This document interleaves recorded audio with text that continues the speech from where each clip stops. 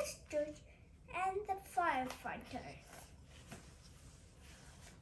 This is George. He was a good little monkey and always very curious.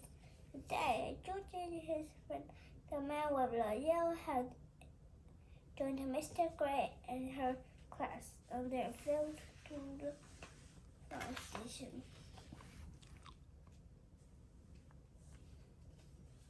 The fire ship was waiting for them right next to a big red fire engine. Welcome, he said, and he led everyone upstairs to begin their tour. There was a kitchen with a big table, and there was sticks for everyone. The fire chef told them all about being a firefighter. George tried hard to play at them, but there were so many things for a little monkey to explore, like that giant brass pot in the corner. Where did the pot go? George was curious.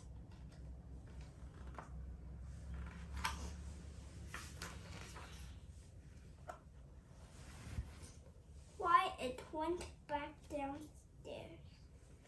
There was the great big fire truck.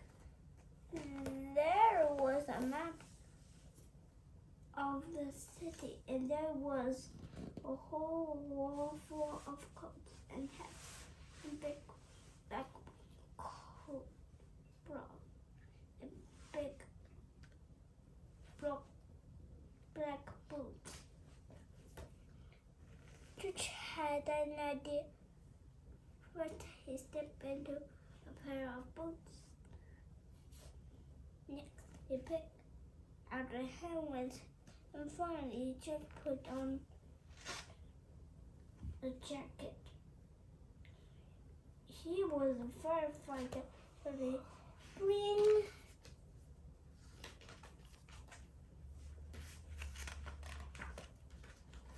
the firefighters all rushed. In this isn't what my helmet said. Well, the boots are too big, said another. My boots are too big, said another. Hurry, hurry, called the fire chef. A bright red light off the map in the city told him just where the fire was. There was no time to waste. And one by one, the firefighters jumped into the fire engine. So did George.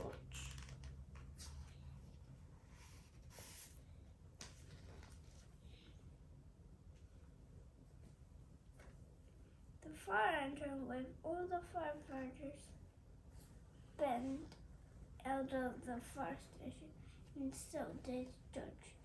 The secret standing in the light flashed. The engine turned right, then it turned left. Woo, woo. Then the horn, and George held on tight. Woo, woo, woo, woo. And just like that, the fire engine and all the firefighters pulled up to the piece of pond. Main Street smoke was coming out of a window, and the back of a crowd was getting in the street. Thanks goodness you're here, called the cook.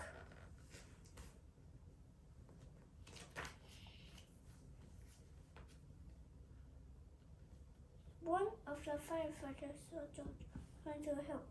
He took George by the arm and led him out of the way. And a fire is no place for a monkey, he said to George. You stay here, where it's safe. George felt trouble.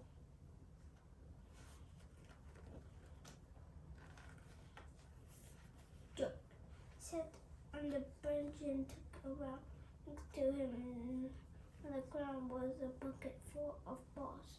George reached and took one out. It sniffed his hand and just like an apple. His head was small. A little girl was watching to try to give her the ball, but she was too frightened. They took another ball and another. Look, said the boy. Said, that monkey is juggling. The boy took a ball and threw it to George, but it went too high. It climbed up into the fire engine to get it.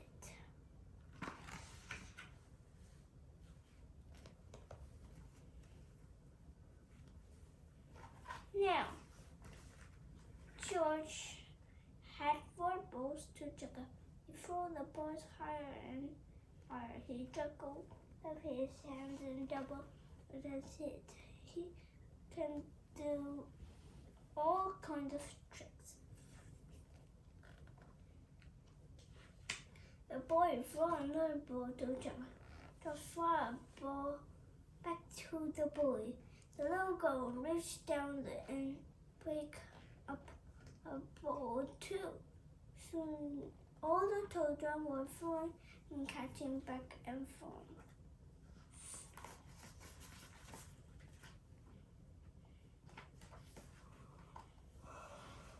The fire chief came to tell everyone that the fire was out. Just then, a little girl laughed and said, "Look, Mommy, a fire monkey." "Hey," called the fire chief, "what are you doing up there?" "What a wonderful idea," said the little girl's mother. Said the fire chief, bring his brave little monkey to help children when they're frightened. "Oh," said the firefighter.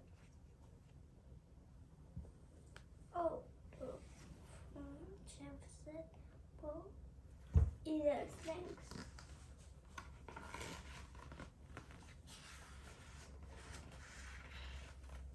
Before long, the fire engine was back at the fire station where the family was called George. It was the man with the yellow hat.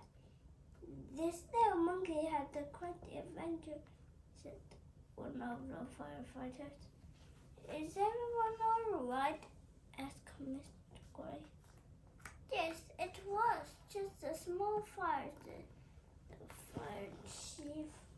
And George was a big help.